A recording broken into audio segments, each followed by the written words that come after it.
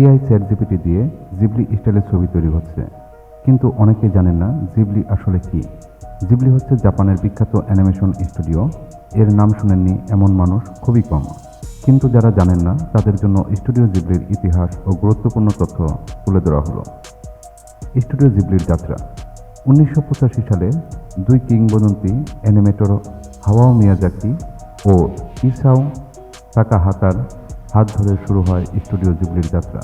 তাদের লক্ষ্য ছিল এমন একটি নতুন ধরনের অ্যানিমেশন তৈরি করা যেখানে জাপানের সংস্কৃতি, লোককথা, ইতিহাস ও আবেগ একসাথে প্রকাশ পাবে।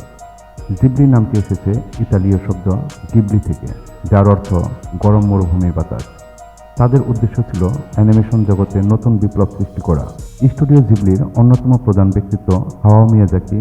তার তৈরি অ্যানিমেশন সিনেমাগুলো শিশুদের জন্য একদিকে যেমন উপভোগ্য, তেমনি বড়দের জন্য এক বিশেষ অভিজ্ঞতা। My neighbour Totoro, spirited away, Howl's moving castle, princess Mononoke, এই চলচ্চিত্রগুলো সবই আলাদা আলাদা গল্প হলেও প্রতিটি গল্পে সৌন্দর্য ও গভীরতার মেলবন্ধন রয়েছে।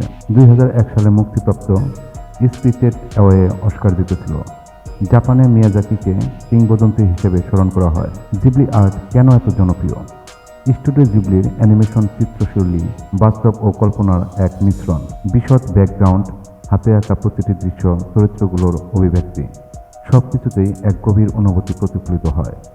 প্রকৃতির সৌন্দর্য, রহস্যময় জগৎ, কল্পনা ও নিখুঁত হাতে আঁকা অ্যানিমেশনই এই শিল্পীকে অন্যদের থেকে আলাদা করেছে। মিয়াজাকি ও এআই 2016 সালে এআইয়ের মাধ্যমে ছবি আঁকার বিরুদ্ধে মত প্রকাশ করেছিলেন মিয়াজাকি। তার মতে এটির মাধ্যমে জিবলির অ্যানিমেশন স্টাইল অনুকরণ করা মূলত শিল্পীদের কাজের অপমান। তিনি বলেছিলেন, যারা এআই দিয়ে ছবি আঁকছে তারা জানেন না কষ্ট কী। আমার মতে এটা হওয়া উচিত নয়, এটি দুঃখজনক। আশা করি ভিডিওটি ভালো লেগেছে। যদি ভালো লেগে থাকে অবশ্যই লাইক, কমেন্ট এবং শেয়ার করবেন। ধন্যবাদ সবাইকে এতক্ষণ সাথে থাকার জন্য।